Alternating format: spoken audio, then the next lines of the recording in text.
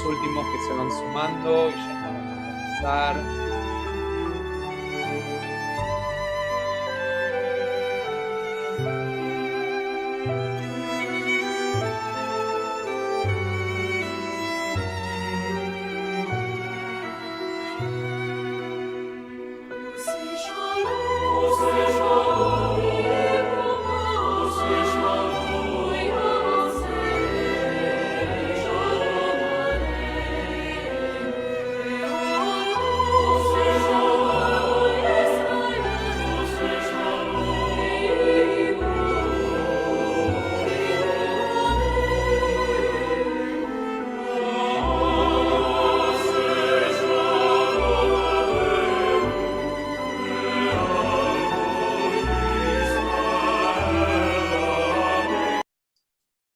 Y ahora sí, de a poquito vamos encendiendo las cámaras.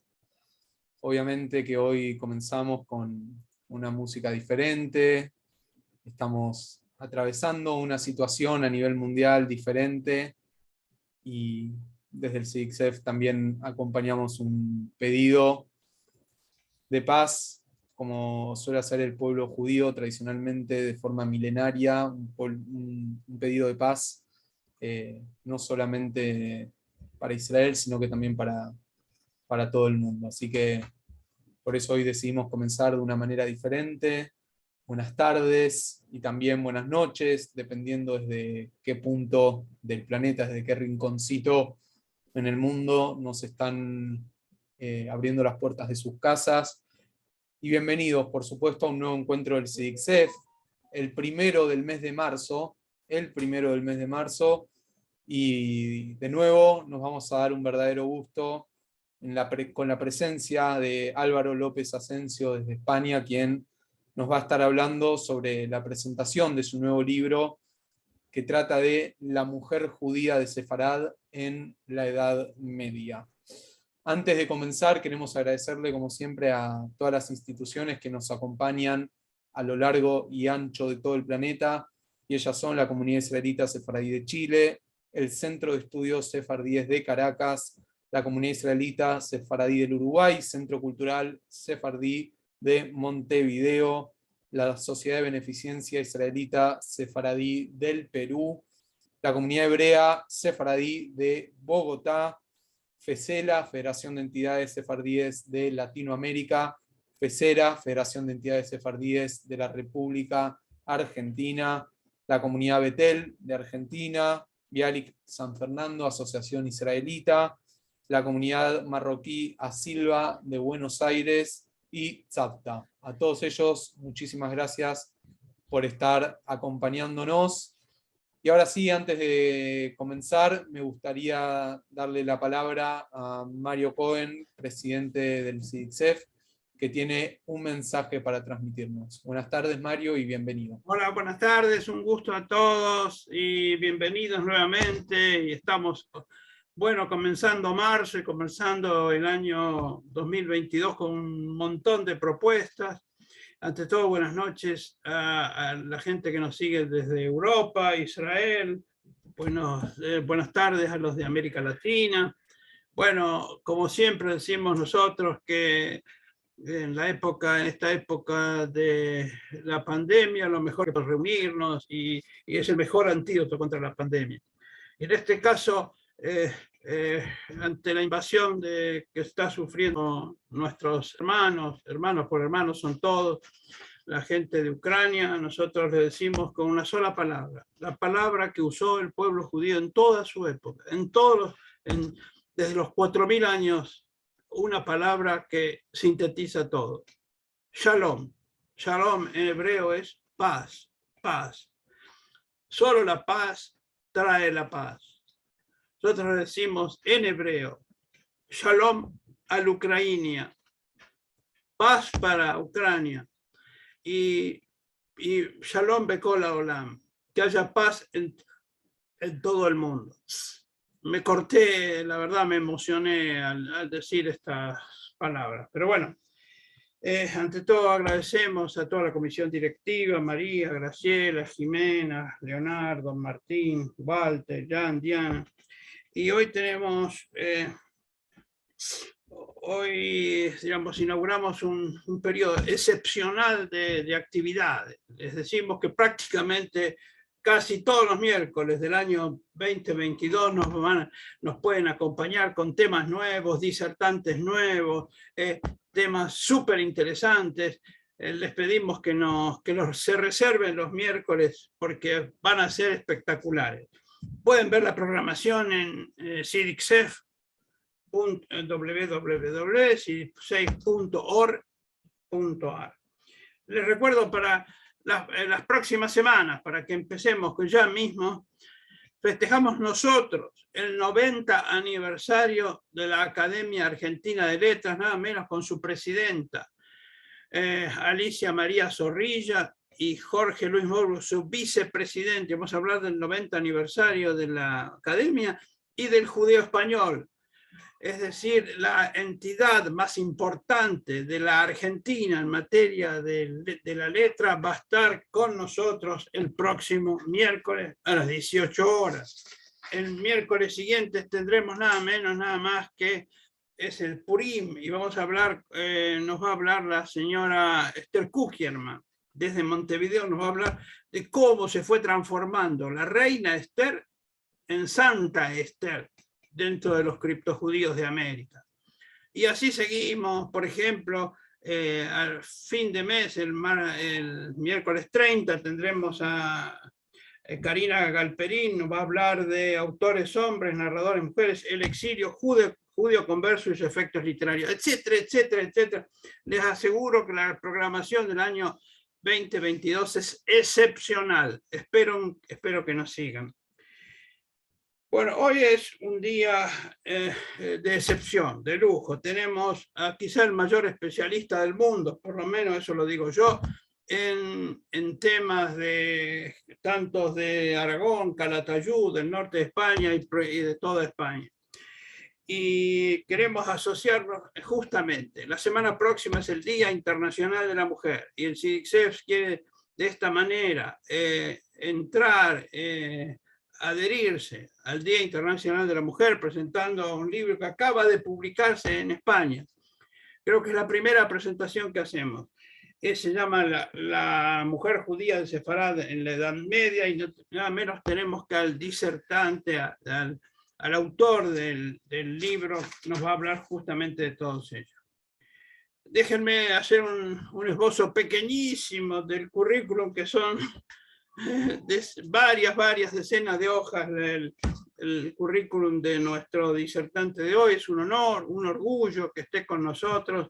Gracias, Álvaro López Asensio. Una pequeña semblanza nada más. Él es profesor, teólogo, historiador, es licenciado en teología de la Universidad Pontificia de Salamanca. También estudió en Israel temas de la historia judía, y en temas es un especialista en judeocristianismo y antropología bíblica. Realizó estudios de investigación en la Universidad de Zaragoza, perdón. Vive en Zaragoza. Lleva más de 20 años investigando la historia de los judíos de Calatayud y Aragón, hasta la expulsión de 1492, y de alguna manera es la persona que le informa a los españoles su propia historia, que la historia que fue olvidada, la historia de los judíos, y en eso nosotros como judíos, como sefarditas, como latinoamericanos, estamos agradecidos por todo lo que hace Álvaro. Nosotros somos agradecidos por todo esto.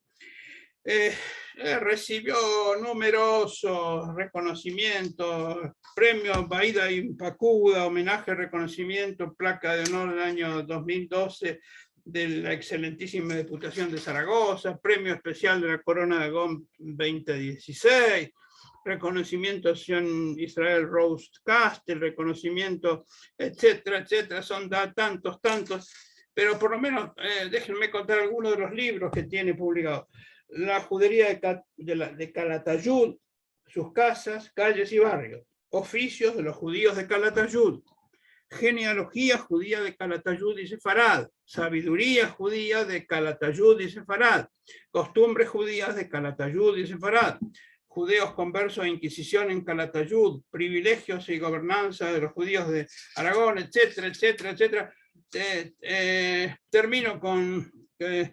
salteo mucho de sus libros para decir que está en publicación, Guía de la Judería de Zaragoza, que es, les recuerdo que Zaragoza fue la casa donde vivió nada menos Gabirol. Gabirol estudió ahí, vivió y mucho, su gran producción la produjo en Zaragoza. Y ahora está justamente con la mujer judía en Edad Media, que acaba de salir, recién está calentito el libro. Tuvo decenas de trabajos presentados en distintos congresos. En síntesis, no voy a seguir leyendo el currículum, pero creo que es tan impresionante que nosotros sentimos profundo agradecimiento. Señoras, señores, desde Zaragoza, nuestro querido Álvaro López Asensio nos cuenta sobre el libro de las mujeres judías en Sefarad en la Edad Media. Muchas gracias, lo recibimos con un aplauso para que sienta que nosotros tenemos un profundo agradecimiento. Muchas gracias.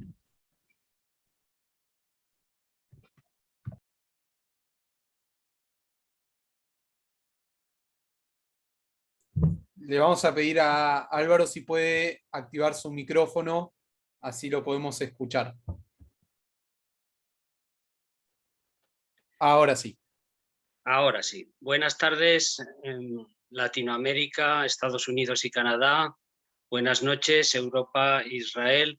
Agradezco a Mario Cohen su presentación y sus amables palabras, a Ilan también por acompañar y presentar esta conferencia, al CIDISEF y a todo su equipo directivo y sobre todo pues agradecer que me permitan presentar la mujer judía de Sefarad en la Edad Media. Muchísimas gracias por la presencia virtual de todos ustedes. Para mí es un placer compartir este espacio para dar a conocer la condición social de la mujer en la Edad Media. Es una síntesis de mi libro que ha salido recientemente y que está totalmente contrastado con muchísima información de datos documentales y archivísticos. Y espero que les guste. Sin más preámbulos, comenzamos la presentación. Bien. Mientras, Álvaro, vamos a hacer una aclaración a la gente para que sepa. Vamos a estar haciendo la misma metodología que utilizamos semanas atrás. Vamos a estar recibiendo preguntas a través del chat y en el medio de la presentación Álvaro va a ir dando pequeños espacios para que podamos ir haciendo las preguntas. Así que todas las dudas, cualquier comentario que tengan al respecto de lo que va diciendo Álvaro, lo recibimos vía chat y luego lo hacemos público. Así que ahora sí, querido Álvaro, todo tuyo. Muy bien.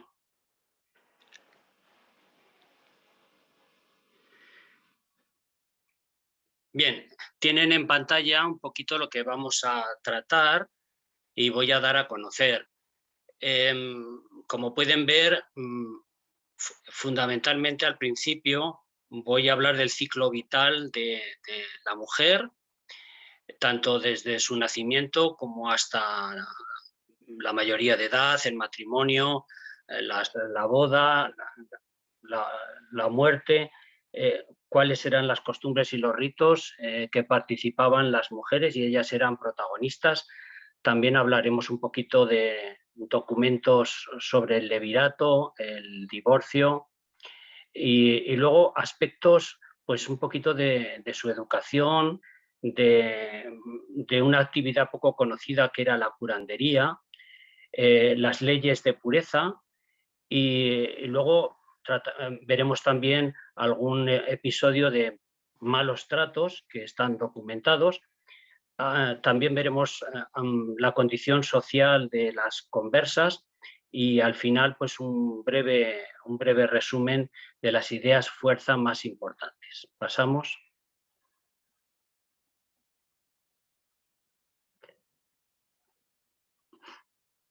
Bien, quiero comenzar con los dos relatos bíblicos que hacen referencia a la creación del hombre y sobre todo de la mujer. Tenemos en el libro del Génesis, de la Torá, Génesis 1, 26, 28, y creó Dios al hombre a su imagen, a imagen de Dios lo creó, varón y hembra los creó. Y los bendijo Dios y díjoles Dios, fructificad y multiplicad y dominad la tierra. El segundo relato de la creación es en Génesis 2, 18, 24. No es bueno que el hombre esté solo, le haré una ayuda adecuada. De la costilla de él, de la costilla del Señor Dios, había tomado del hombre, formó una mujer y la trajo al hombre. ¿Pasamos?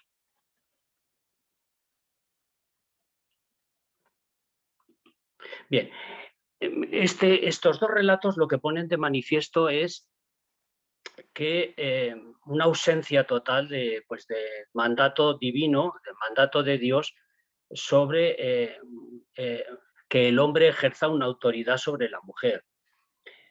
A lo largo de la historia, tanto del pueblo de Israel como de la tradición cristiana o la tradición judeocristiana, pues la mujer, por diversas razones, por haber introducido el pecado en el mundo, en el relato de Adán y Eva, o simplemente por considerarse como algo impuro, pues ha sido relegada a un segundo plano y, lógicamente, este mandato de que el hombre no ejerza esa autoridad, sino que los dos están destinados a señorear la tierra y juntos lo femenino y lo masculino reflejan la idea de Dios, pues esta idea primigenia poco a poco se fue deteriorando, precisamente por esta concepción de la mujer, ¿no? del el pecado y sobre todo de la impureza. La imagen de Dios no hay que verla como que nosotros somos igual que Dios, es decir, con una corporeidad igual que la de Dios, sino que el relato bíblico lo que nos viene a decir es que nosotros somos imagen en cuanto que podemos comunicarnos y dialogar con Dios, ¿no? Dios tiene sentimientos, Dios tiene emociones y el hombre está hecho a su imagen y semejanza en cuanto que puede comunicarse con él. Por eso somos imagen. No quiere decir que seamos de igual semblante, ¿no? Con la cabeza, el cuerpo, los miembros, sino que somos semejantes a él en cuanto que podemos comunicarnos con él. Se habla a nivel de teología del rostro materno de Dios y se dice que puede tener esos mismos sentimientos que una mujer, ¿no? La mujer que tiene hijos y esa maternidad hacia los hijos, ese cariño especial que tiene hacia los hijos, pues es semejante a los sentimientos de Dios, ¿no? A esa comunicación, a esa ternura que tiene la madre con sus hijos, ese amor tan grande que tiene la madre hacia sus hijos, pues es también un reflejo del amor de Dios, ¿no? Y nosotros estamos hechos en ese mismo nivel, a esa misma imagen, a la imagen de las emociones, de los sentimientos, de la comunicación y del diálogo. Pero ambos, hombre y mujer, en igualdad de condiciones, ¿no? Por eso, viendo un poquito la historia, la mujer judía medieval necesita una doble redención. La redención precisamente del pecado y la redención de los derechos igualitarios, sobre todo en la Edad Media, ¿no? Los derechos igualitarios. Y sobre todo, pues eso, redimir de esa concepción primigenia de pecado que desde entonces pues ha sido un poquito relegada a un segundo plano. Pasamos. Aquí tienen una fotografía de la Agadá de Sarajevo. Es una miniatura preciosa. Al fondo ven una sinagoga, un grupo de una familia judía saliendo precisamente de la sinagoga. Al fondo tienen el Ejal y el Aarón Torá, la Torá, y bueno, pues es para significar que hombres y mujeres en la Agadá salen aunque están separados en el culto, sin embargo, a la salida forman una familia, ¿no? Que es de lo que se trata. La familia es la unidad, que es lo que Dios quiso en un principio, que hombre y mujer fueran iguales. Pasamos.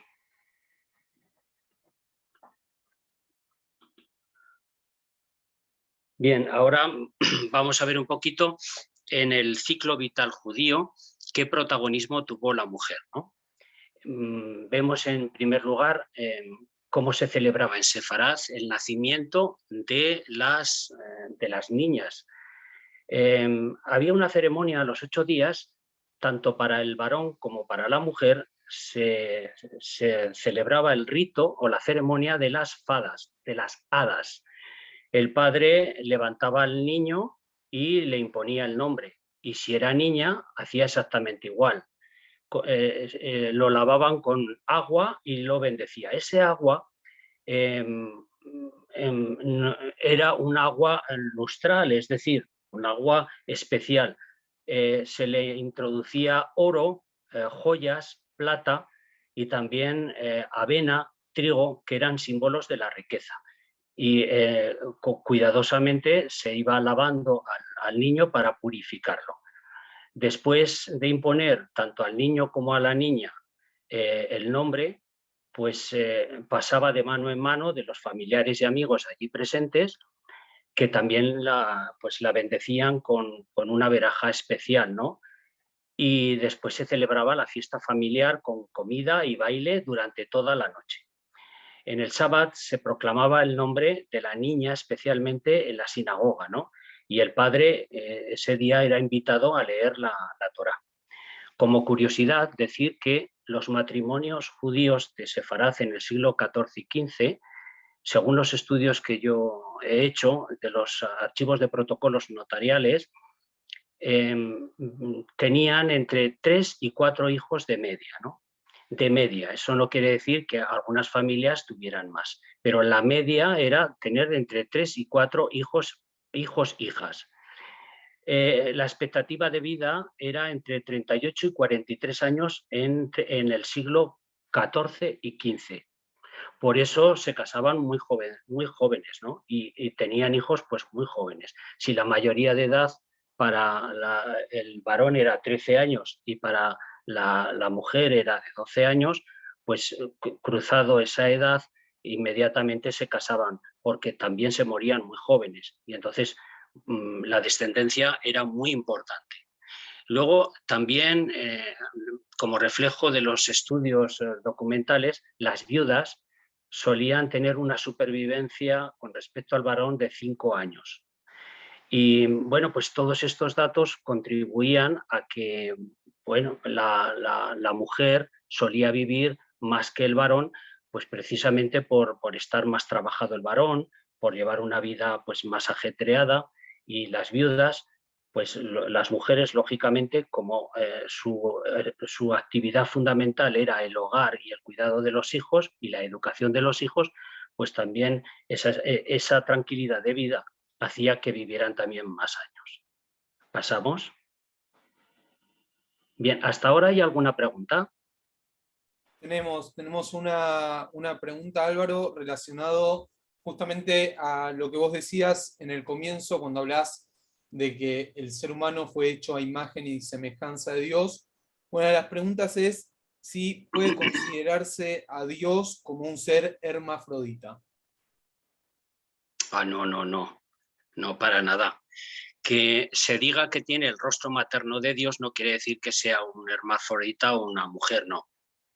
Sino que el rostro materno de Dios es los mismos sentimientos, se parece más a los sentimientos de una madre hacia sus hijos, de la maternidad, que de un padre, ¿no? Esa sensibilidad que tiene la madre hacia los hijos y hacia la educación de los hijos, pues ese amor, ese cariño, esa ternura, es un fiel reflejo de los sentimientos de Dios, ¿no? Es una metáfora preciosa, ¿no? Pero Dios, lógicamente, pues según la Biblia, pues es varón, no es hermafrodita, pero sus sentimientos, los sentimientos de Dios, se asemejan más a los de una madre que a los de un padre. Perfecto. Bueno, seguimos entonces. Los que vayan teniendo preguntas, recuerden, las pueden Bien, ir enviando por el chat. aquí tenemos otra imagen de la Agadá, esta vez de Barcelona, y tenemos precisamente a una parturienta judía, ¿no? Y bueno, pues acaba de dar a luz, van el marido, la felicita y también los hijos que ya han nacido, pues también están todos juntos celebrando ese feliz acontecimiento. Pasamos.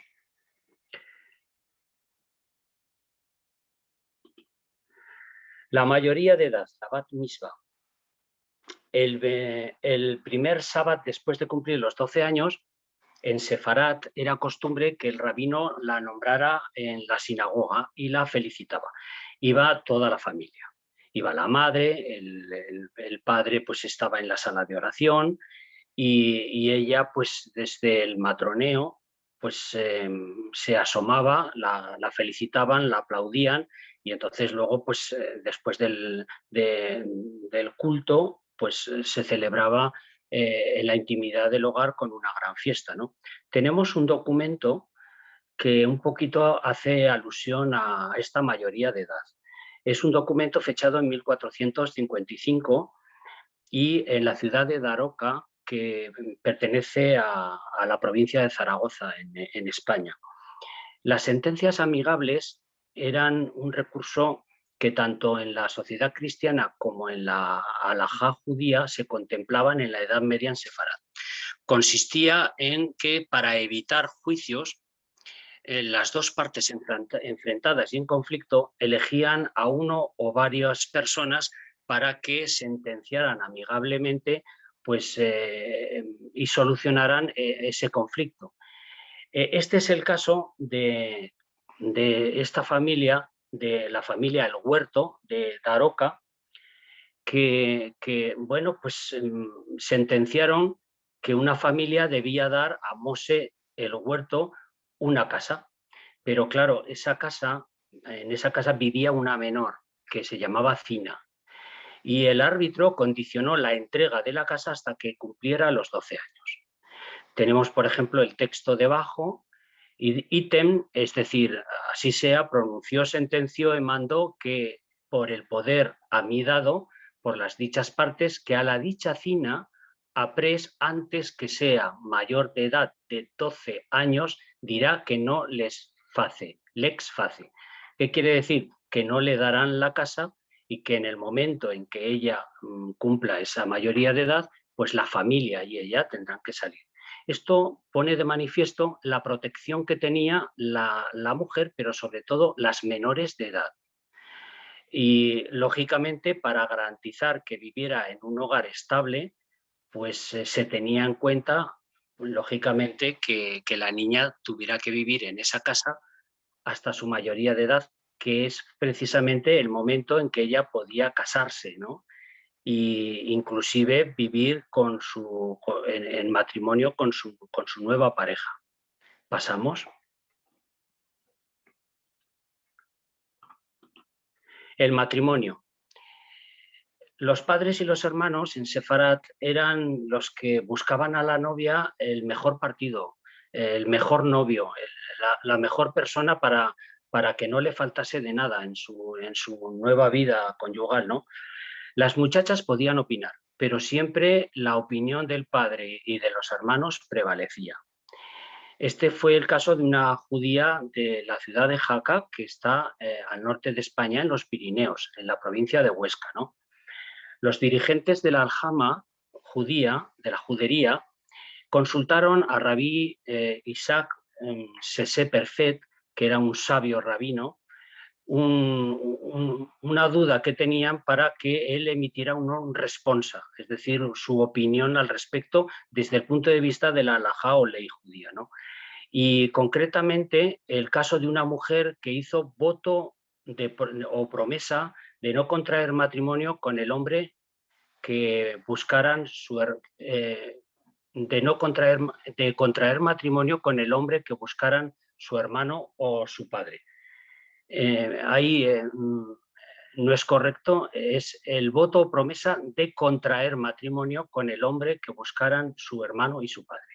Al poco tiempo, lógicamente, le buscaron un pretendiente, ¿no? Pero la novia dijo públicamente cuando se lo presentaron que sí, que le placía, que le gustaba, pero luego en privado en casa reconoció con ciertos reparos que no le gustaba, y entonces surgió la duda si ese voto que ella manifestó de que se sometería a la decisión del padre o de la madre era correcto o no era correcto. Desconocemos lo que contestó, lo que sugirió, lo que aconsejó en Rabbi Sese Perfet, pero sí que tenemos documentado la consulta que le hizo, ¿no? Esta consulta pone de manifiesto precisamente esa autoridad del padre y de los hermanos en buscar un buen pretendiente, y que lógicamente las mujeres, aunque podían opinar, siempre se sometían a su veredicto o a sus consejos. ¿Pasamos?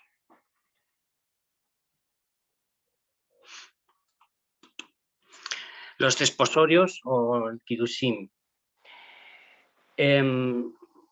Una vez que la boda, una vez que los padres buscaban la mejor novia y el padre de la novia el mejor novio, se reunían en la casa del novio para redactar la ketubá. Allí la firmaban lógicamente testigos y también un rabino, el rabino de la judería o uno de los rabinos de la judería, ¿no? Después, allí se detallaba la dote que la novia daba al novio y se fijaban las obligaciones del esposo, es decir, el sustento y cómo administrar la dote, ¿no? Sobre todo el sustento y administrar la dote en caso de divorcio, que lo veremos más adelante, ¿no? Al cabo de un tiempo, ya era, bueno, en los desposorios ya eran novios oficiales, ya podían entrar en casa, podían verse, pero no convivir juntos. Esto, pasado aproximadamente un año, se celebraba la boda, el nisuim. El enlace volvía a ser en casa del novio. No vamos a entrar como se celebraba, que era muy parecido ahora, ¿no? La jupá, las 7 vueltas, el romper el vaso de cristal, era similar, ¿no? Pero lo que sí hay que poner de manifiesto es que era en casa del novio y que luego había una gran fiesta con banquete, música, y sí que aparecen documentos que podía hacerse por poderes, es decir, cuando dos judíos, las familias amañaban ese noviazgo y eran familias que vivían a larga distancia, pues los padres de la novia enviaban un emisario para que en casa del novio se pudieran casar por poderes notariales. Después de la fiesta, una vez efectuada la boda, tanto presencialmente como por poderes, la culminación... ¿Se oye un ruido? Ahora, sí. La culminación de la boda era la fiesta, y sobre todo los directos acompañaban a los novios a la alcoba para la consumación del matrimonio. El momento más importante de la boda, aparte de la ceremonia del enlace, era que el novio enseñara el paño de la sangre de la virginidad. Eso implicaba que, lógicamente, la novia había sido bien educada según la tradición judía, y para el novio era un orgullo pues el haber tomado a esa mujer virgen, ¿no? Y bueno, pues este era el momento en que las familias se felicitaban unas a otras porque la boda había sido un éxito, ¿no? No solo por el enlace, por la fiesta, sino por el momento más importante, que era el momento de la desfloración o el momento de la virginidad. ¿Pasamos?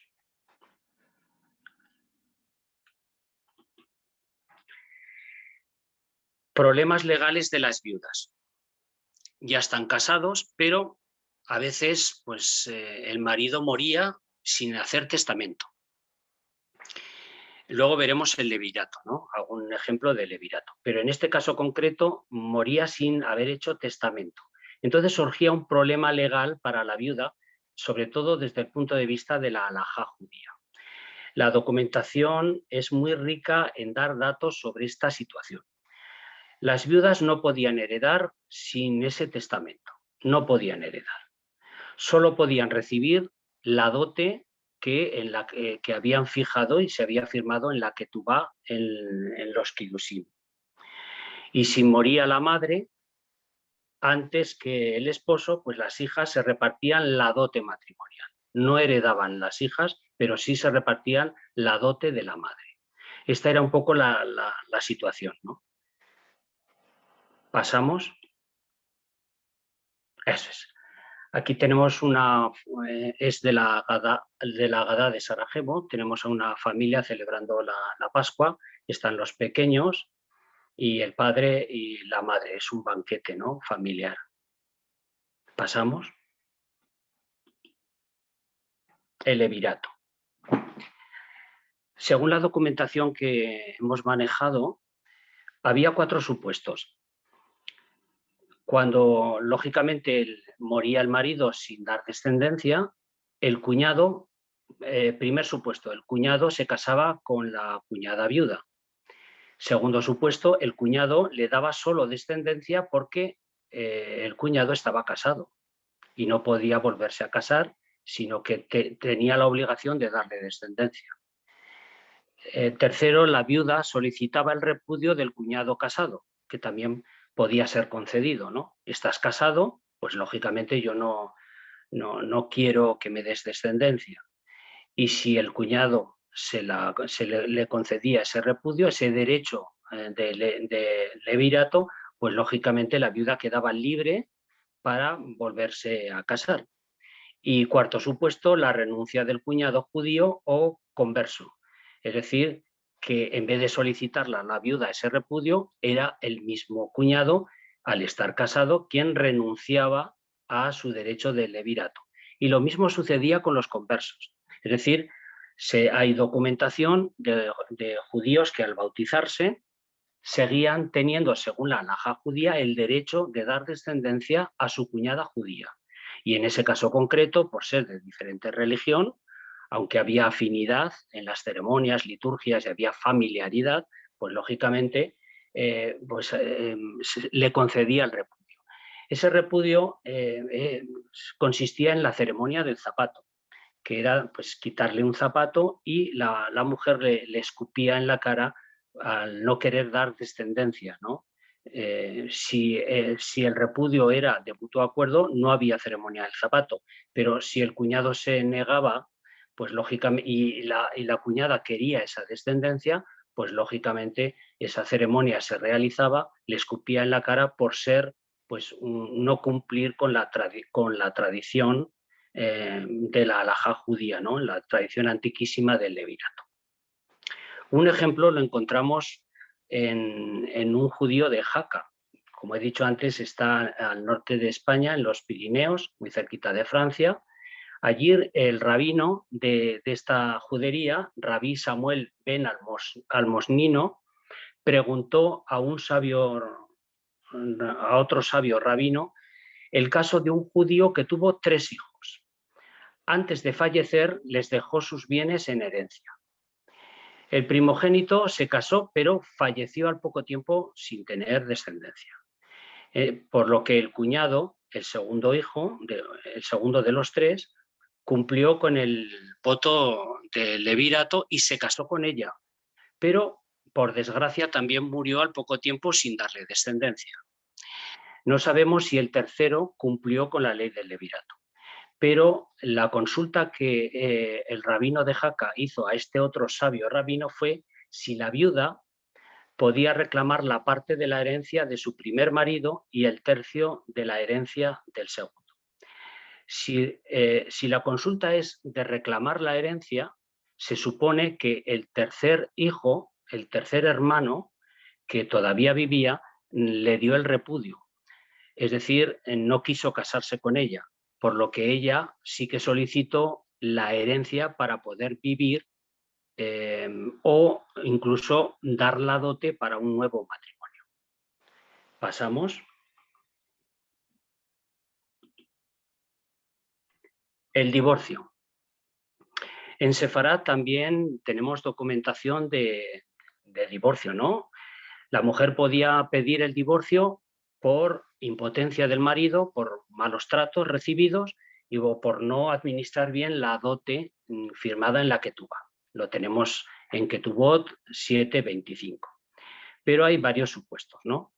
En el caso de ser concedida el divorcio, una mujer lo solicita por esos 3 supuestos, los rabinos forzaban al marido a hacer el acta de repudio, el get. Sin el acta de repudio, la mujer no podía volverse a casar. Tenía que ser firmada y tenía que cumplir una serie de requisitos, es decir, poner la fecha y identificar bien a los cónyuges, el lugar donde se realizaba y, por supuesto, la firma de los testigos. He encontrado documentos en los cuales, si uno de estos requisitos no estaba claro, pues los rabinos, el tribunal rabínico, desestimaba la disolución matrimonial. En estos casos, en varios casos, el marido aprovechaba la decisión de que la mujer solicitase el divorcio para no pagarle la dote de la Ketubá. ¿Pasamos? Eso es. Y entonces, en ese caso, la ley judía le obligaba también a la mujer a esperar 3 meses antes de desposarse con otro hombre. ¿Para qué? Pues para comprobar que no estaba embarazada. En el caso, por ejemplo, de las viudas pasaba exactamente igual. Cuando el marido moría, la viuda tenía que esperar un mínimo de 3 meses para saber si antes de morir el marido había quedado embarazada. Si en el divorcio también ocurría lo mismo, es decir, que tras el acta de repudio, la mujer tenía que esperar 3 meses antes de desposarse otra vez con otro hombre para comprobar si durante ese tiempo pues había podido quedar embarazada. Si no era así, quedaba absolutamente libre y podía volverse a casar. También tenemos, por ejemplo, tras la conversión del marido, ¿no? En el supuesto de que el marido se bautizara, ¿qué pasaba entonces? La documentación manejada de los archivos es muy clara, ¿no? Quedarse con la dote matrimonial y casarse con otro judío.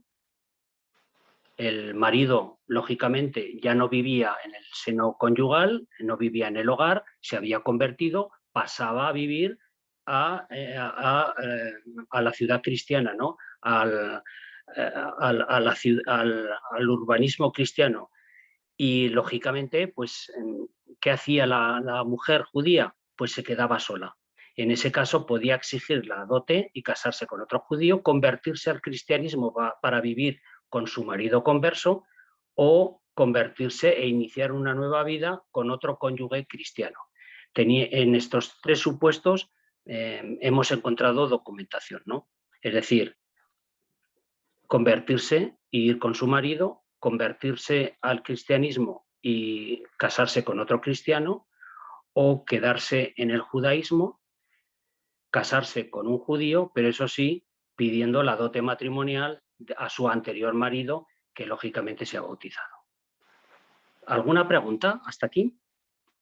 Tenemos una pregunta que me pareció súper interesante y que seguramente nos va a desviar a otra región además de Sefarad, que justamente dice lo siguiente, dice, en los documentos de la Genizá del Cairo dicen que había mujeres empresarias.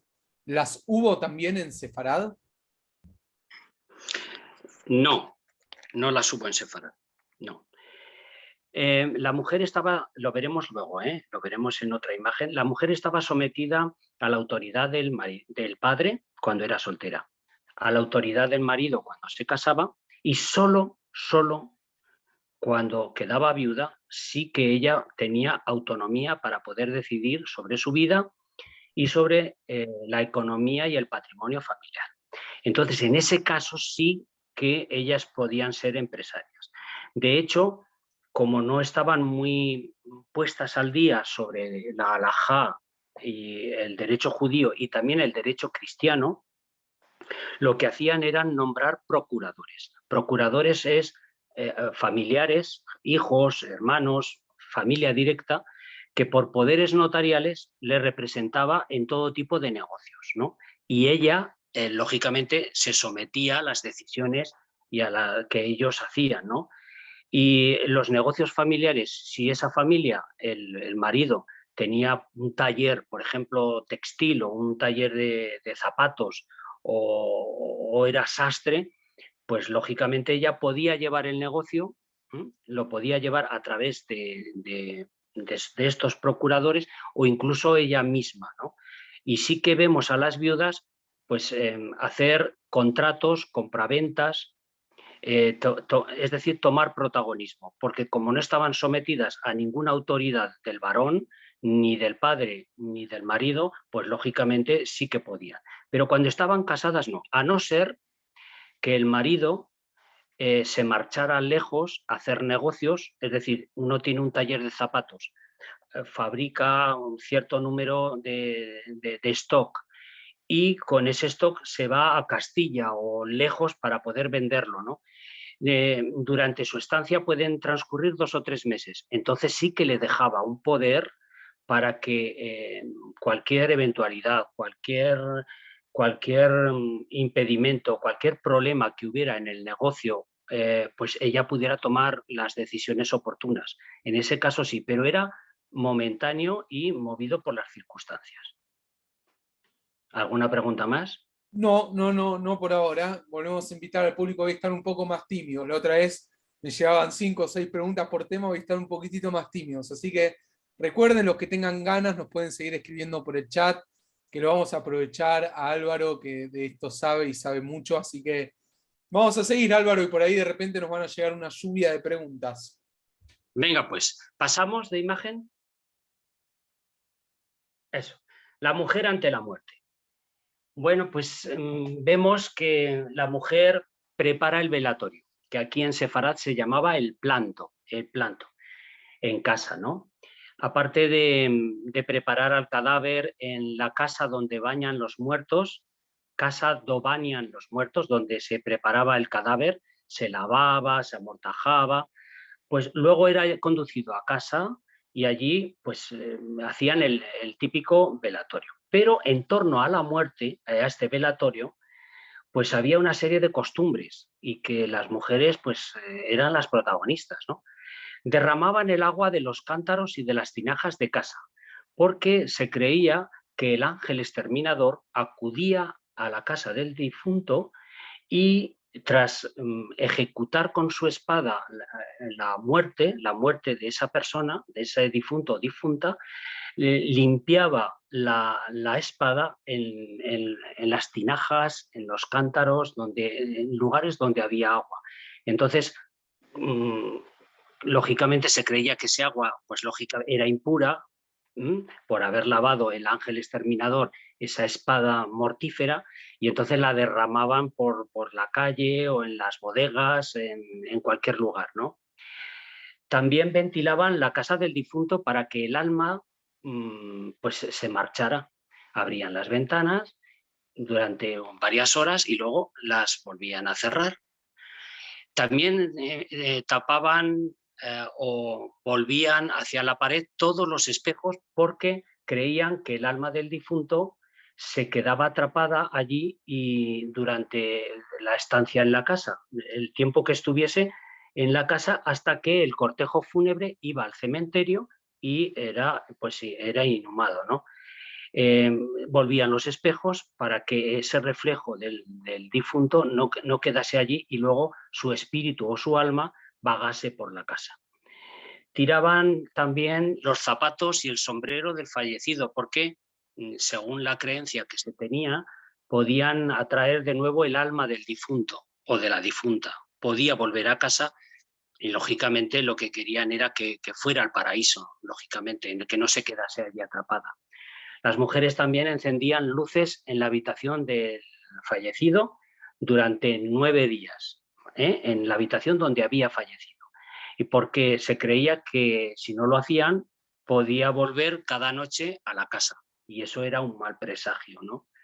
Y luego las mujeres, tras la muerte de un ser querido, pues daban óleo, es decir, aceite, a la sinagoga para que las lámparas de la sinagoga iluminaran el alma del difunto hacia el paraíso. Pasamos.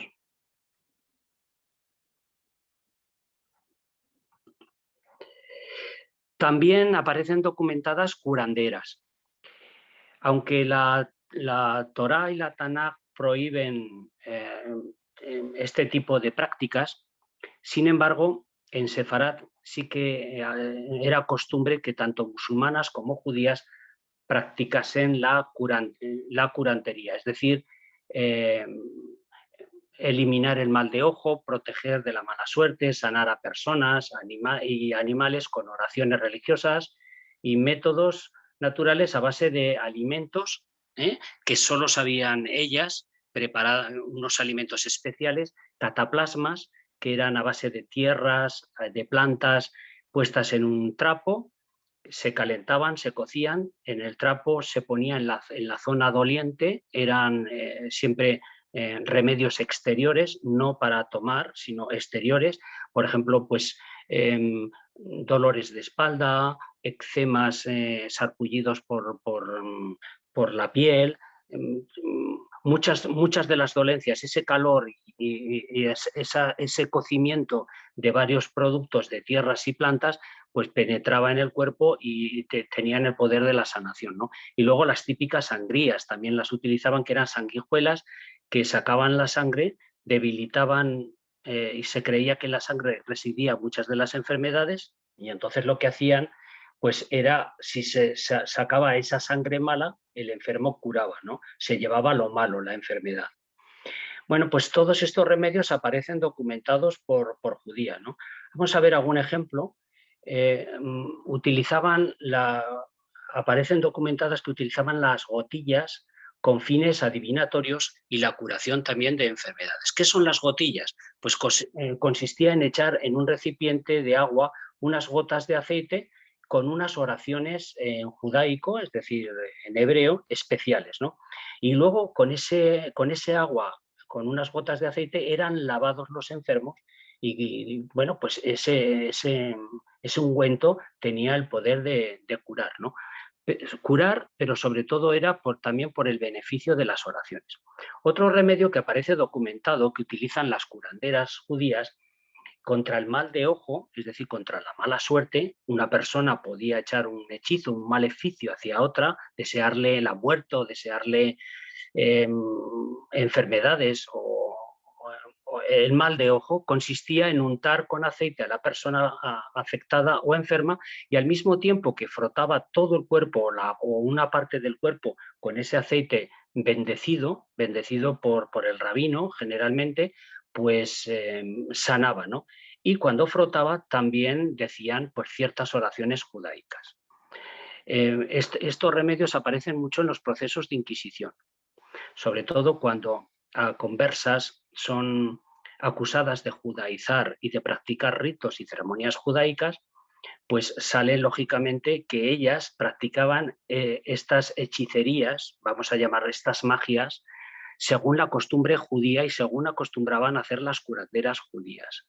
Y es muy ilustrativo ver en estos interrogatorios cómo salen a relucir estas costumbres del día a día, ¿no? Y sobre todo pues de este poder o de esta facilidad que tenían estas mujeres para curar, ¿no? Y también pronunciaban una bendición para que Dios sanase. Se dirigían a Dios con oraciones pidiéndole la sanación de ciertas personas. Bueno, pues estos procedimientos y otros muchos que aparecen en el libro, pues ilustran muy bien cómo era esta medicina natural, ¿no? Que en la sociedad cristiana se veía como brujería, y que también algunas curanderas cristianas pues fueron acusadas por la Inquisición de brujas, ¿no? Aquí, como la Inquisición no podía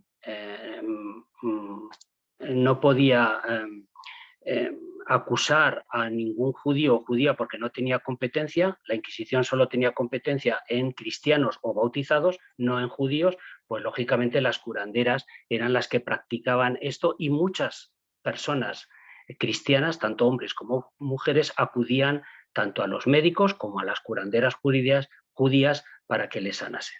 ¿Pasamos? Voy a interrumpir un segundito, Álvaro, que me llevó una Sí. pregunta muy interesante que dice lo siguiente: si el curanderismo era una actividad pública o si se hacía en secreto.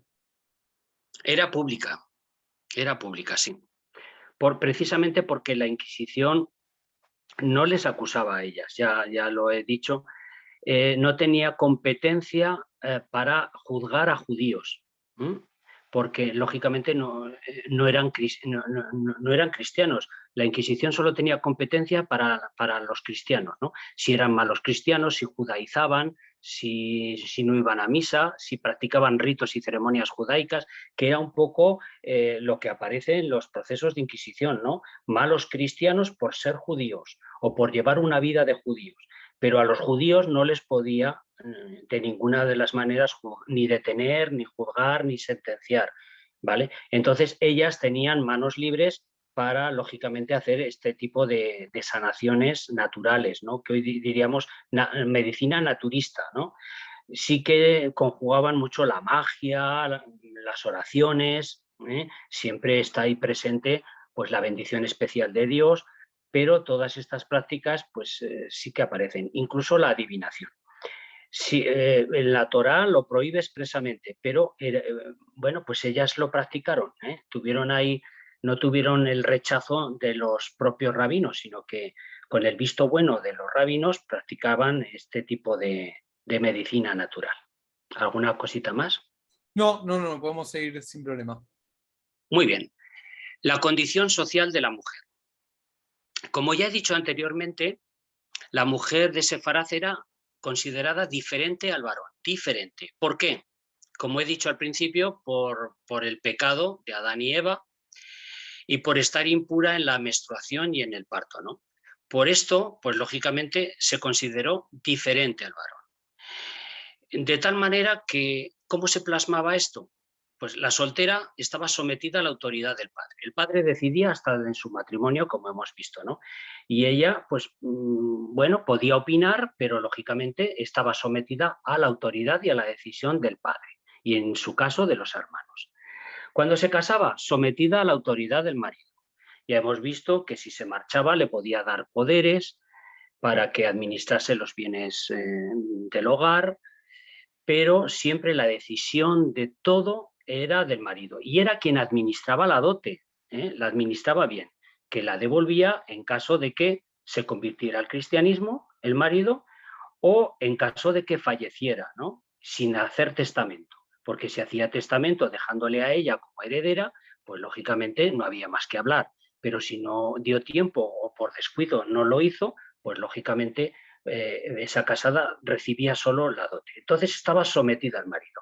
Y como he dicho, las viudas eran las que tenían manos libres, ¿no? Esa autonomía para administrar y decidir sobre el patrimonio familiar, ¿no? La mujer no tuvo mucho protagonismo social y familiar a la vista de lo que se ve en la documentación. Es que tenía poco margen de maniobra. Y aunque su opinión era tenida en cuenta, pues la decisión siempre era del varón. Por eso, la conclusión que se saca al ver toda la actividad que se desarrolla en procesos de inquisición y en los archivos es que era, lógicamente, pues diferente al varón. ¿Pasamos?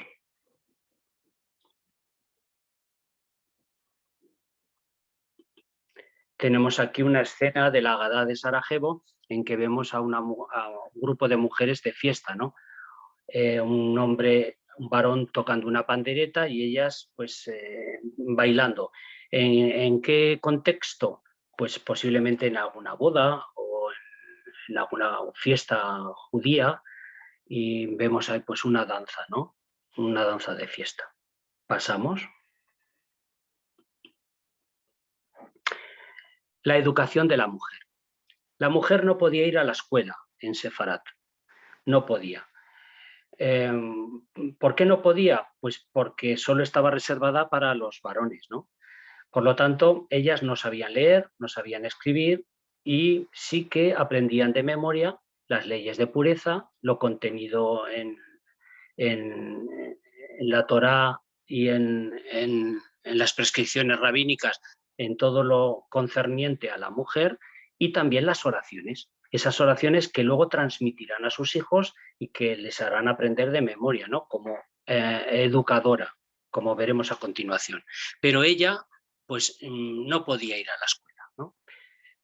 Siguiendo el modelo descrito en el libro de los Proverbios, Proverbios 31, 10, 15, desde niña era preparada por las madres y por los rabinos para ser una perfecta y buena esposa.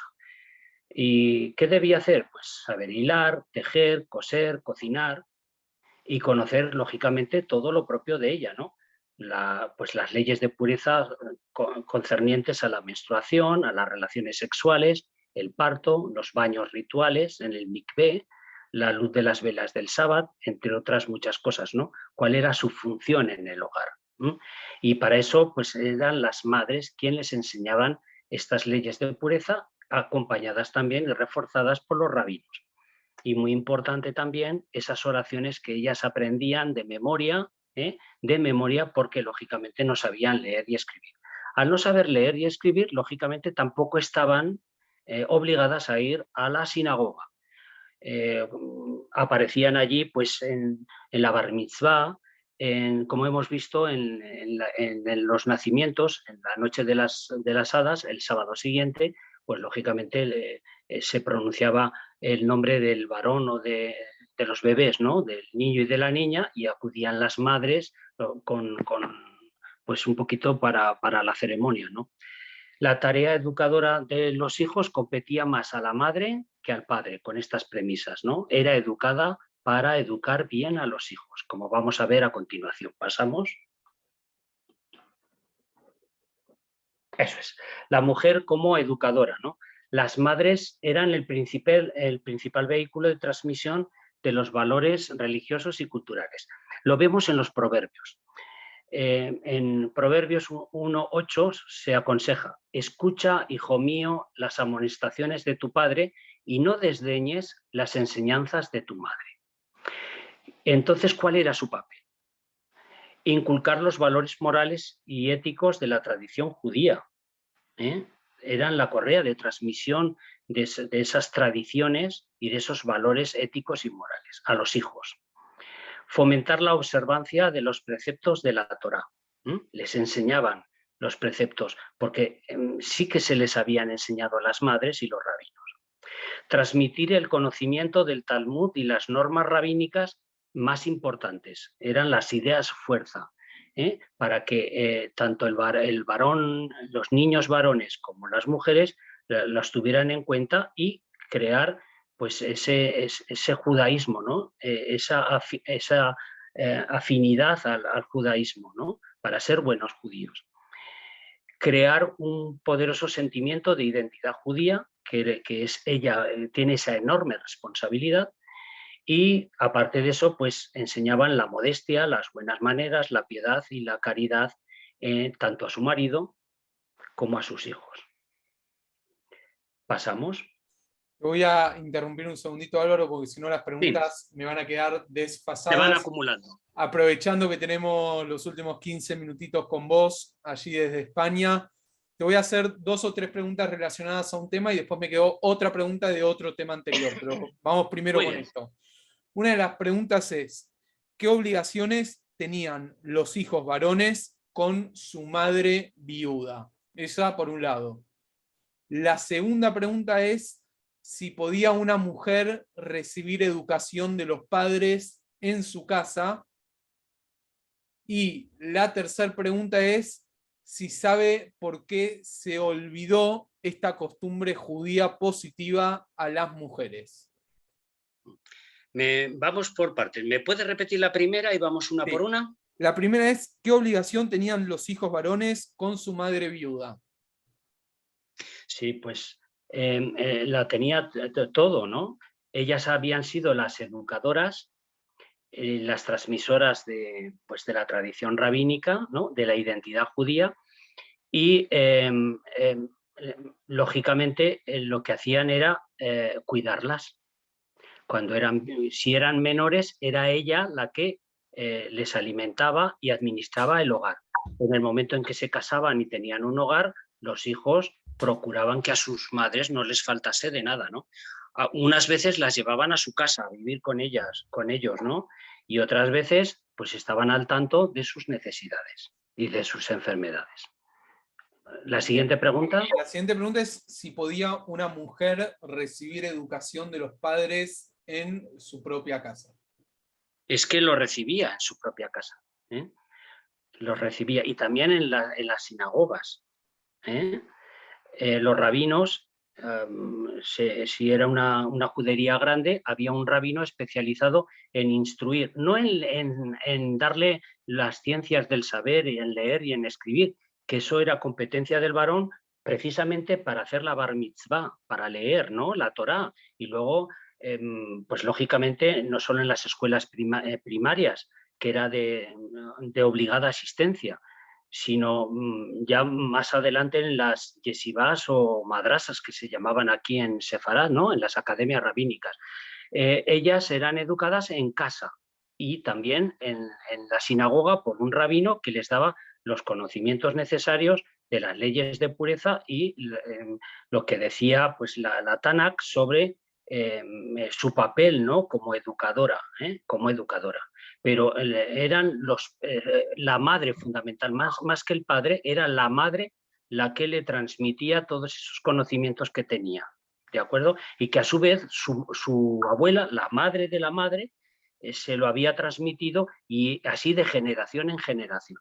Por lo tanto, tenían una gran importancia, no solo para la transmisión de la mujer, de las leyes de pureza y todos estos contenidos, sino también para crear en el niño, en el varón judío, esa identidad, ese amor y esa identidad hacia el mundo judío, ¿no? Y sobre todo a las ceremonias, rituales y ritos judíos, ¿no? Y oraciones judías, que las primeras oraciones las aprendían, lógicamente, de la madre.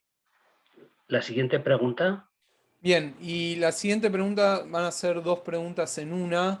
La primera es si sabes por qué se olvidó esta costumbre judía positiva a las mujeres, y viene relacionada, imagino yo, con la pregunta de por qué se olvidó la costumbre judía de hacer el bat mitzvah.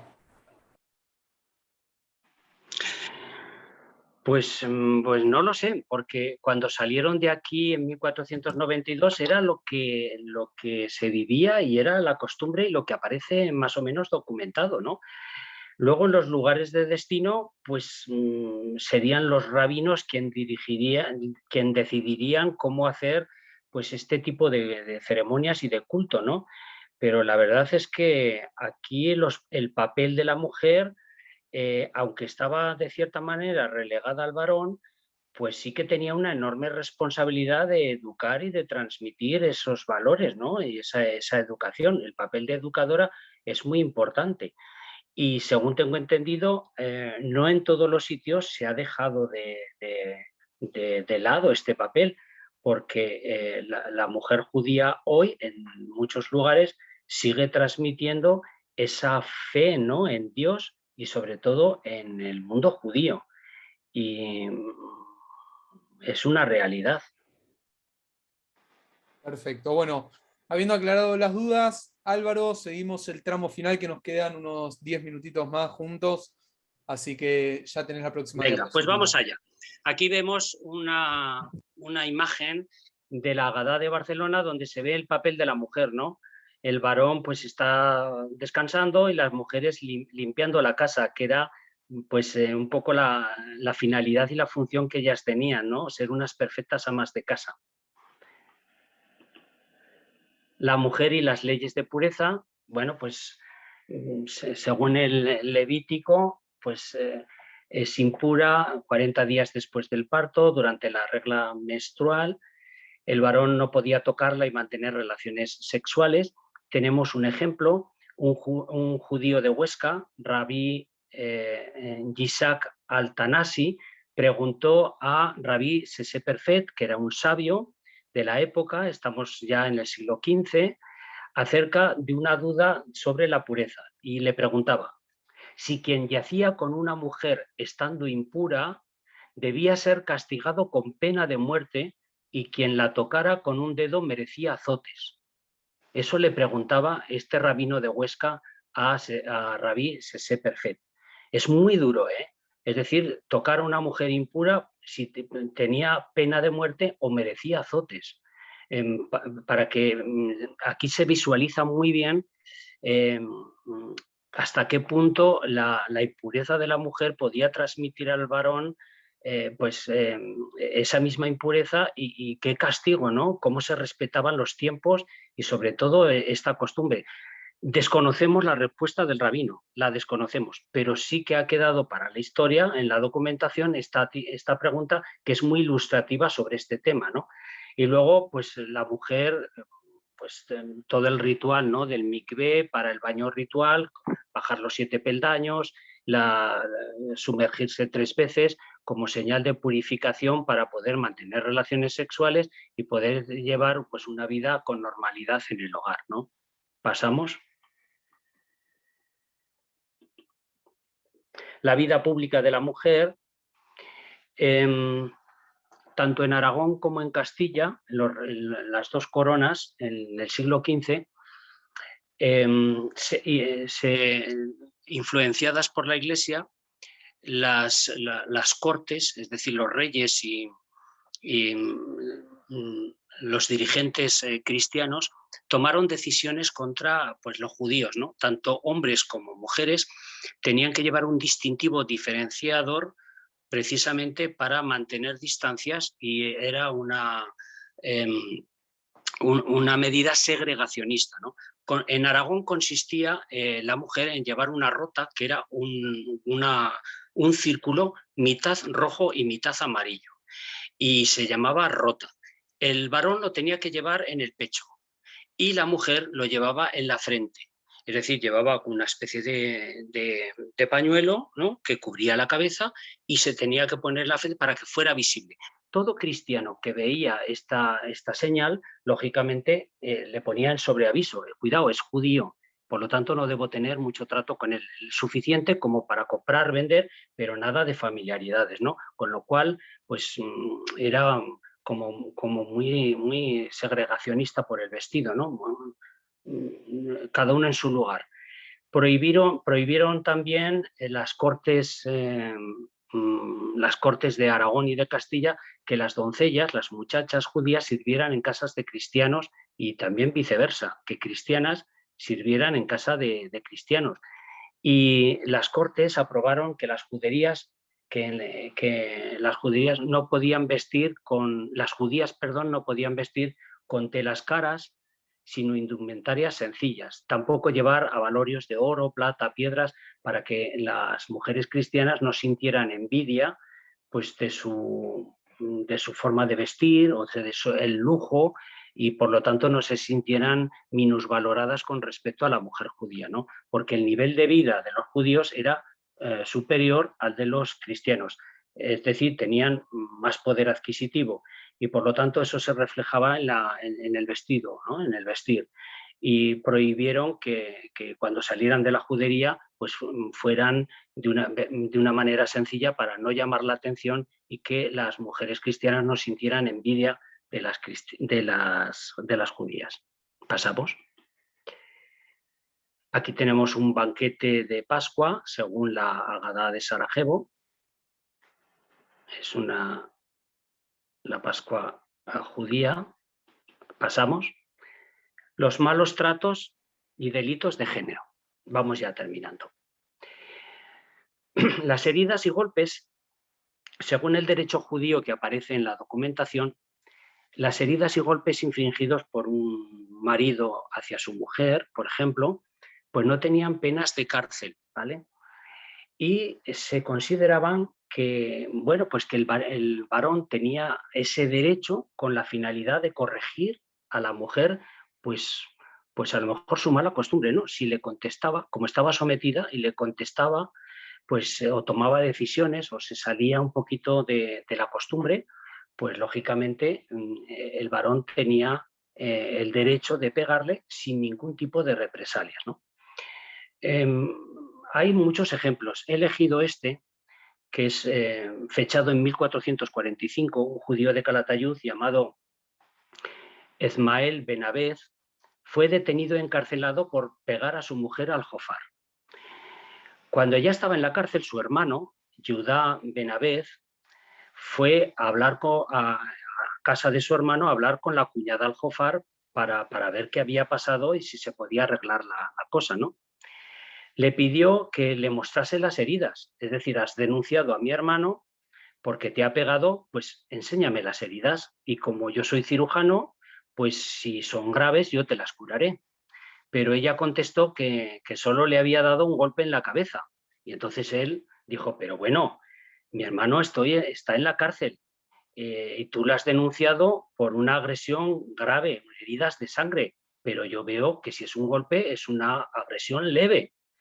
Y esto no está bien, ¿no? Entonces le rogó que retirase la denuncia, pues lo que había hecho su marido es obras de marido, es decir, cosas de marido. Y lógicamente es muy probable, no lo sabemos por la documentación, que fuera puesto en libertad, ¿no? Pero lo curioso de este tema es que, claro, hoy en día pegar a una mujer pues es un delito y van a la cárcel, se va a la cárcel, pero entonces era considerado dentro de la ley judía como obras de marido, es decir, cosas normales que un marido hace a su mujer, pues con la finalidad de a lo mejor de corregirla, ¿no? Y la mujer pues quiso tomar esas represalias, pero quedó, parece ser todo en agua de borrajas, que decimos aquí en Aragón, es decir, en nada. ¿Pasamos? Las conversas viven como judías. La condición social de las conversas es peculiar, ¿no? Una vez bautizadas, algunas siguieron manteniendo lazos afectivos y económicos con sus familiares y amigos judíos. Visitaban la judería, participaban de las fiestas. Si se moría un pariente, iban al velatorio y también al cementerio, a la inhumación del cadáver. Si había una circuncisión, iban a la circuncisión de sobrinos. Si había bodas, iban a las bodas de sus parientes, participaban de las fiestas, es decir, que era algo normal, ¿no? Aunque estaban bautizados y eran de diferente religión, pero lógicamente, pues al fin y al cabo eran sus parientes, ¿no? Y los parientes judíos la invitaban porque la consideraban, a pesar de estar bautizada, como de la familia.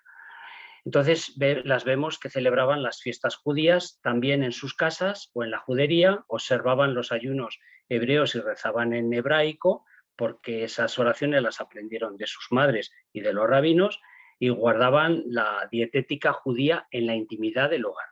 Esta fue, según se ve claramente en los procesos de Inquisición, la clave de que muchas fueran acusadas, ¿no? Por la dietética judía, porque eran denunciadas por sus sirvientas. Iban a declarar y les decían a la Inquisición, pues sí, pues es que guardan el sábado y además en sábado comen jamín, que es pues uno de los platos típicos que se comía en la comida del mediodía del sábado, ¿no? O manipulaba la carne y le sacaba el nervio ciático de la pierna, al estilo judío, o manipulaba la carne para la salaba, le echaba sal encima para que sacar toda la sangre, porque la sangre no la pueden comer. Entonces declaraban este tipo y decían, pues es que lleva una vida de judía. Es decir, se bautizó, pero sigue pensando y sigue viviendo como judía, ¿no? Y aparte de estas costumbres y estas tradiciones que hacían de ir y de celebrar en la intimidad las fiestas, pues la dietética judía fue una de las causas más importantes de que fueran detenidas, ¿no? Entonces, cómo estas mujeres, a pesar de bautizarse, pues llevaban el judaísmo en el interior de su corazón y en su mente, y seguían viviendo como judías, ¿no? Álvaro, antes de pasar al resumen final de la charla de hoy, te hago una pequeña pregunta sobre este tema, que es la siguiente: es si había comidas rituales en los días de duelos, o sea, si las mujeres preparaban alguna comida en especial. No aparece documentada. No puedo contestar fehacientemente a la pregunta porque no aparece documentada, ¿no? Ya sabemos que los 7 primeros días después de la inhumación pues no se salía de casa y es muy probable que gente de fuera llevase la comida a los familiares más directos, ¿no? Pero no aparece documentado que se hicieran comidas especiales, ¿no? Perfecto, duda aclarada entonces. Resumen, vamos terminando. Unas ideas. La mujer de Sefaraz estaba sometida a las decisiones del marido y relegada de todo protagonismo social, legal y religioso con respecto al varón. Esto hizo que su actividad se centrara en el hogar y la familia. Hemos visto que las viudas tenían cierto margen de maniobra, cierta autonomía para decidir y, bueno, pues poder llevar una vida de normalidad.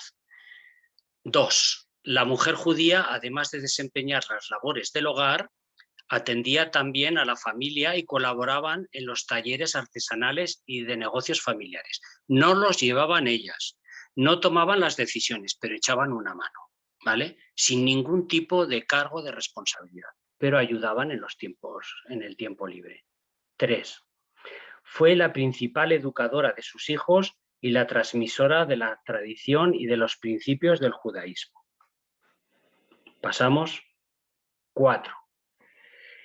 El derecho judío intentó dignificar su figura con instituciones familiares como la ketubá, el contrato matrimonial, dignificó su condición, es decir, una dote que en el caso de muerte o en el caso de divorcio no quedarse en la calle, sino tener una economía, ¿no? Y esa dote la administraba el marido. Y cuando la recibía, no solo recibía esa cantidad que aportó su padre, sino que era esa cantidad más los intereses o los beneficios que había obtenido en esos años de bienes gananciales del matrimonio, ¿no? Otra figura familiar que dignificó, según el derecho judío, su situación fue el divorcio, para evitar el sufrimiento y tener una vida nueva, ¿no? Y sobre todo, pues si recibía malos tratos, pues ella podía decidir y lógicamente evitar ese sufrimiento. Otra figura, hay que recordar que en la sociedad cristiana el divorcio impensable, el matrimonio era indisoluble y era para toda la vida, ¿no? Se podía anular en circunstancias muy extraordinarias y muy especiales, pero la halajá o la ley judía sí que lo permitía, sobre todo para el varón y en estos casos especiales también para la mujer. Dignificó también el levirato su condición social. Con el levirato pues se garantizó la descendencia y no caer en la pobreza, porque al fin y al cabo pues le daban descendencia o si había repudio se podía volver a casar, pero de cualquier manera pues no se quedaba en la calle, sino que, bueno, pues tenía ahí un motivo por el cual luchar, vivir y también el sustento, ¿no? Comer. Y también dignificó su situación, su condición social, la solidaridad aljamial en caso también de viudedad, ¿no? Si lógicamente se quedaba sin hijos y la dote matrimonial había sido pequeña, pues era la sedaca, es decir, la caridad, la limosna que los judíos daban a las sinagogas, las que se preocupaba y ocupaba de las viudas, los huérfanos y los enfermos que no podían trabajar. Y esto también dignificó su situación personal y económica. Y por último, hubo un momento a finales del siglo XIV que pudieron gozar de los fueros de Aragón, en el caso de Aragón, concretamente del Reino de Aragón. Con lo cual, a partir de entonces, ella pudo tener ciertos derechos que no solo eran los de la halajá, que eran muy restringidos y sobre todo que que a ella pues no le favorecían los derechos de la alhaja, ¿no? Pero pudieron también al mismo tiempo gozar de los fueros de Aragón. Y ahí sí que se acogieron a beneficios. Las viudas y las mujeres en los fueros de Aragón tenían muchas ventajas, ¿no? Engrandecieron su condición social, pero sobre todo su poder de decisión, su autonomía y en el caso de que quedaran viudas y desamparadas. Muchísimas gracias por su atención. ¿Preguntas? Primero, una lluvia de aplausos antes de los comentarios finales. Quiero que veas en pantalla, no sé si lo estás viendo, pero todos los que están ahí con la cámara encendida están aplaudiendo porque hemos pasado 1 hora y media, Álvaro, de estar escuchando. Madre mía, nos hemos pasado de la raya. Nos hemos pasado de la raya, pero mirá, yo veo la cara, por ejemplo, de Graciela, de María, de Betty, de todos los que están del otro lado, que están sonrientes, Álvaro, porque escucharte, de verdad, es un deleite y nos deja mucho para aprender, mucho para reflexionar. Estoy seguro que también hay preguntas que nos quedan por hacer, pero lo tuyo, Álvaro, es sensacional hasta citando las fuentes, y vaya qué fuentes que nos citas. Así que ha sido una tarde maravillosa. Antes de cerrar, tengo que hacer un pequeño aviso para que la gente esté al tanto, que la semana que viene, el miércoles, mientras tanto Álvaro toma un poco de agua, y está muy bien que así sea, el próximo miércoles, ¿sí? El miércoles 16, no el próximo, el miércoles 16 a las 18 horas de Argentina, repito, miércoles 16 de marzo a las 18 horas Argentina, vamos a tener los 90 años de la Academia de la Lengua y el Judeo Español con la presidenta Alicia María Zorrilla y el vice José Luis Moure. Y también el miércoles siguiente, que es vamos a estar hablando de la reina Esther más adelante. Me dicen Mario. Corregime, por favor. El próximo miércoles, 90 años de la Academia Argentina de Letras y el Judeo Español. Eso es el próximo miércoles. En 2 miércoles, Purim, de la reina Esther a Santa Esther, con Kuckerman. Es decir, los 2 próximos miércoles son para quedarse con 2 temas interesantísimos, ¿sí? Escuchen al presidente. Acá tengo la fecha al revés. Gracias, Mario, por la aclaración. Ahí quedó todo más que claro. Igual seguimos informando por todas nuestras redes sociales, como siempre, por WhatsApp, por mail, por Facebook, por Twitter. Por todos lados estamos mandando la información. Álvaro, antes de que muestres dónde se puede conseguir el libro, porque todo este material está dentro del libro, quiero agradecerles a todos los que nos están acompañando en todas partes del mundo, que me están saludando desde el interior de aquí de Argentina, también en toda América y en muchos lugares de Europa nos están acompañando, así que un cariño inmenso para todos los que están haciendo posible esta hermosa comunidad virtual. Álvaro, yo te voy a poner bien en grande para que la gente pueda ver, porque muchas preguntas es dónde puedo conseguir este material, para que puedas mostrar un cartel, y también sé que vas a decir la dirección de correo para que la gente se pueda comunicar con vos. No sé si se ve bien. Se ve perfecto.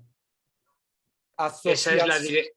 Sí. Asociación Cultural Jacetana @gmail.com es la dirección donde se puede pedir información sobre el libro.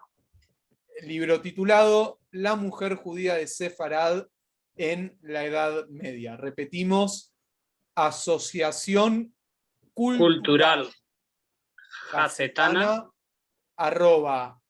@gmail.com. Y ahí van a poder conseguir más información sobre esta obra de Álvaro.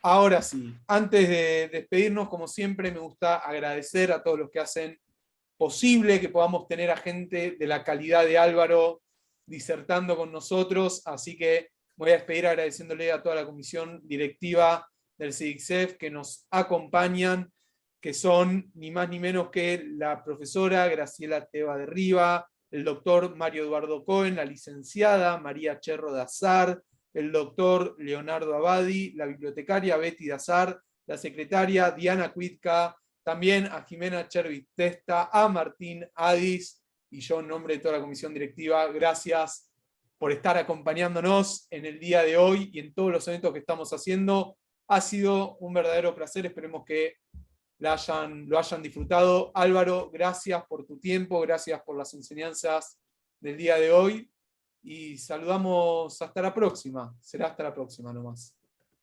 Ha sido un placer estar con todos ustedes. Un gusto. Hasta la próxima. Nos estamos viendo. Hasta luego.